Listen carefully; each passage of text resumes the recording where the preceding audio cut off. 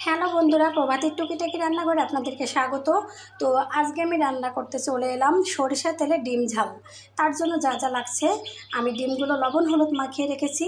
এখানে আছে পেঁয়াজ কুচি, এখানে আছে রসুন বাটা, জিরা বাটা, চই বাটা, কাঁচা ঝাল চেরা, শুকনো ঝালের গুঁড়া।